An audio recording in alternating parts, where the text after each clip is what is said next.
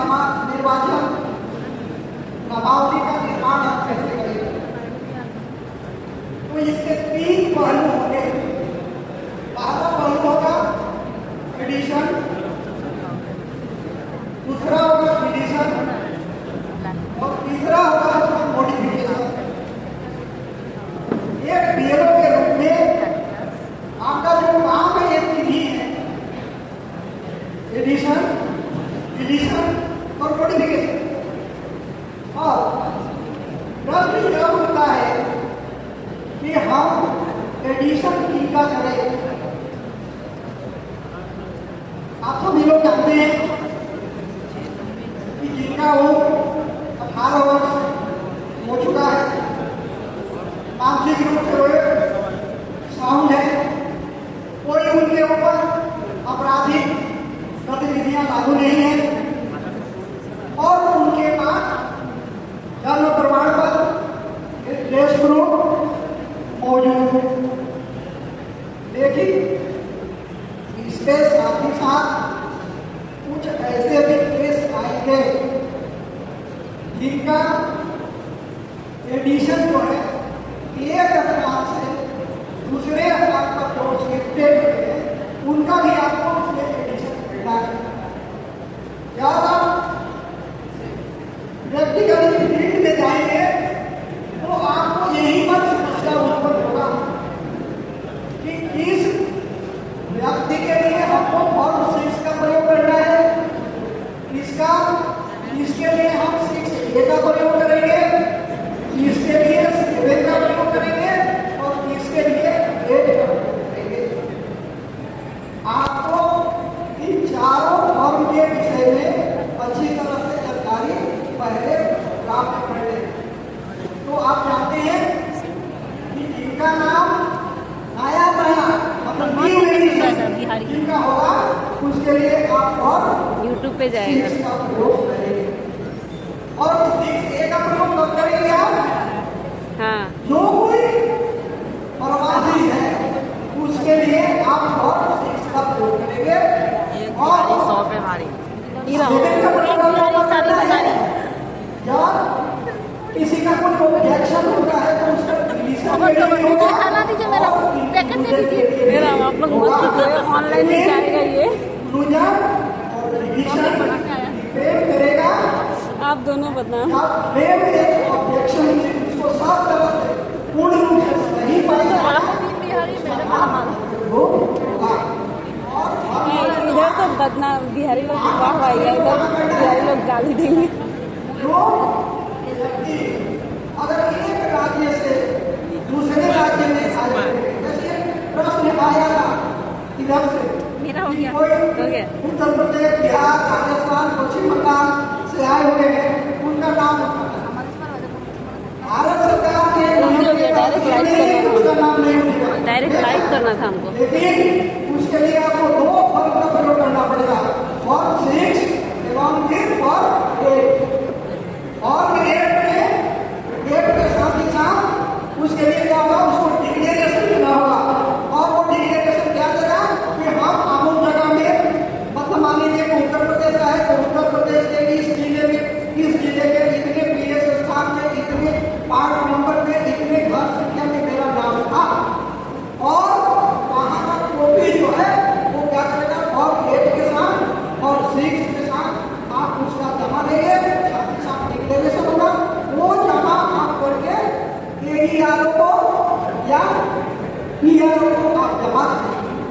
निर्वाचन अधिकारी अपने स्तर पर वहां के जो जिला के निर्वाचन अधिकारी हैं उनसे संपर्क स्थापित करेंगे, उनके प्रूफ के विषय में जांच पड़ताल करेंगे।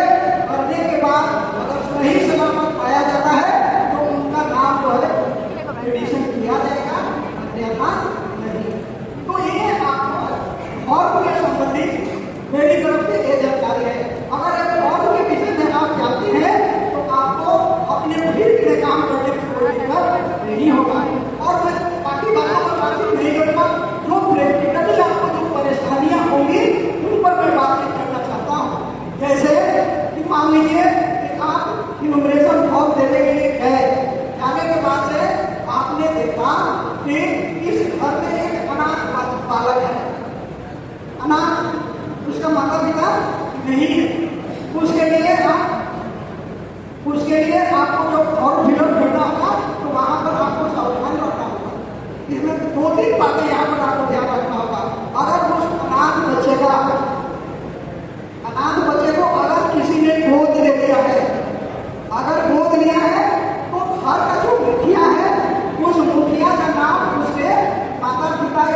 के कॉलम में लिखेंगे। मान लीजिए कि अगर उस अनाथ बच्चे को कोई गोद नहीं दिया है और वो अपना नाम जो है अंतर्भुक्त कराना चाहता है, उसके लिए आप क्या करेंगे? उसके लिए आप जो माता पिता और पति का जो कॉलम है उसमें आप क्या लिखेंगे? ज्ञात नहीं है। और रिलेशन वाला कॉलम में लिखेंगे अन्य, अदर्स। ठीक है, जैसे हम लोग क्या लिखते हैं? पिता, लेकिन यहाँ पर आप पिता नहीं लिखेंगे, वहां ज्ञात नहीं है, और यहाँ क्या लिख दिया आपने? अन्य। ये एक समस्या जो है आपके सामने आ सकती है। दूसरी एक समस्या आपको कैसे आएगी, जो अक्सर आपको एक फील्ड में आने वाला है, वो आपका विवाहित महिलाओं के संदर्भ में है। बहुत सी जो महिलाएं हैं वो अपने माता पिता के घर से अपने पति के घर में आई। तो पति के घर में आने के बाद उनका क्या हो गया? ना वहां उनका नाम था, ना पिता के घर में नाम था, ना अपने उनके हस्बैंड के घर में नाम है। लेकिन यहाँ पर वो अपना नाम दर्ज कराना चाहती हैं, तब आप फॉर्म 6 का ही प्रयोग करेंगे। लेकिन प्रूफ के रूप में आपको क्या करना होगा? उसका जो डॉक्यूमेंट है, हो सकता है कि वो क्या है, अपने पिता के घर का डॉक्यूमेंट दे। कभी कभी ऐसा भी केस आएगा, विशेष करके डिवोर्स वाला जो केस है, उसमें क्या करेगा? उसके माता पिता भी एड्रेस देने के लिए राजी नहीं है, और वो लड़की पढ़ी लिखी भी नहीं है कि उसका अपना जो सर्टिफिकेट थ्रो से वो अपना केस को प्रूव कर सकते हैं। ऐसे ही स्थिति में आप क्या करें? एक बड़ी समझने वाली बात है। इस समय अगर ऐसी स्थिति अगर आपको सामने आता है तो आप उसको क्या कीजिए? मार्क करके रखिए, चिन्हित कीजिए, और उसके लिए प्रावधान है कि वहां का जो काम है, या अगर नगर में है तो नगर पालिका के जो अधिकारी का सिग्नेचर किया हुआ, अगर कोई उसके पास प्रूफ है तो उस डॉक्यूमेंट को आप क्या कर सकते हैं? आधार बना करके उसका काम कर सकते हैं। तो इस तरह की और भी एक समस्या साधारणतः जो है देखने को मिलेगा। जैसे मान लीजिए कि कोई वृद्धाश्रम में रहता है, कोई वृद्धाश्रम में रहता है, और अगर वो जहाँ रहता है वहां पर अपना नाम जो है वोटर लिस्ट में इंक्लूड करवाना चाहता है, तो आप ये बीएलओ क्या करें? उस समय आप उसके नाम को अंतर्भुक्त करने से ना नहीं कर सकते, लेकिन पहले उसका आप डॉक्यूमेंट देखेंगे। अगर वो जहाँ पर है, अगर वही वो कराना चाहता है, जैसे मान लीजिए कि कोई 9 वर्ष का कोई यहाँ जो है दूसरे जिले में आरबीआई के अंदर करना है, या कोई दूसरा जिला मान लीजिए, तो वहाँ करा सकता है। लेकिन इसके पहले वो जहाँ रहता था वहाँ का उसका डॉक्यूमेंट आपको क्या करना है? इंक्लूड उस डॉक्यूमेंट आपको जमा देना है। अच्छा, जमा देने के बाद अगर उसका नाम यहाँ भी इंक्लूड हो जाता है तो वहाँ क्या होगा? वहाँ का बीओ क्या करेगा? वो नो ऑब्जेक्शन दे चुका है, वो नो ऑब्जेक्शन जब वो दे चुका है तो वहाँ उसका नाम क्या करेगा? इस तरह से तो हमारे वोटर लिस्ट में एक ही व्यक्ति का नाम जो है कई जगह पर होता है, जैसे यहाँ पर भी है, दूसरे स्थान पर है। तो इस तरह की जो समस्या से हम क्या बात करते हैं? इलाज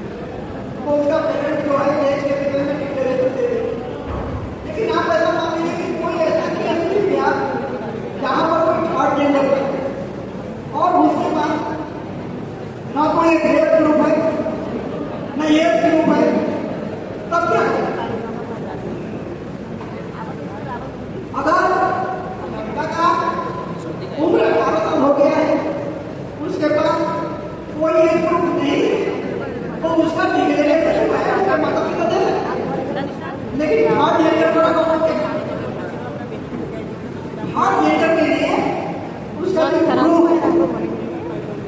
वो गुरु उसका क्या है, डिक्लेरेशन अगर दे रहा है तो मेरे को आप उस पर भरोसा।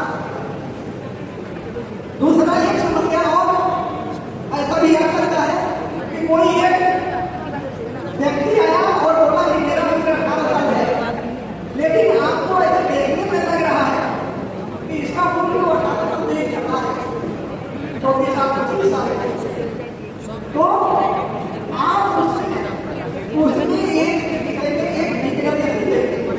अपनी समझ के लिए उसका एक आप डिक्लेरेशन दें।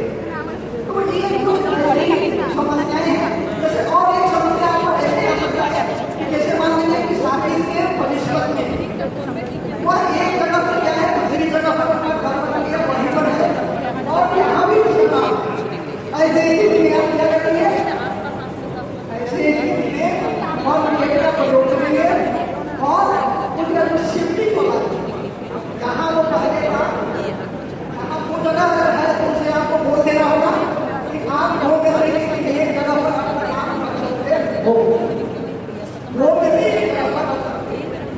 कभी कभी ऐसे आपको केस आएंगे जो कोई पुलिस में काम करता है दूसरे राज्य में रखता है, कोई सैनिक है वो क्या करता है दूसरे जगह पर, लेकिन वो जहाँ है अगर वो स्थान उसको अच्छा लग रहा है तो वहाँ भी वो अपना रजिस्ट्रेशन करा सकता है, लेकिन उसका जो एड्रेस प्रूफ होगा अपने घर में पता होगा और यहाँ उसको आप क्या करेंगे, यहाँ पर उसका नाम जो है पड़ जाएगा।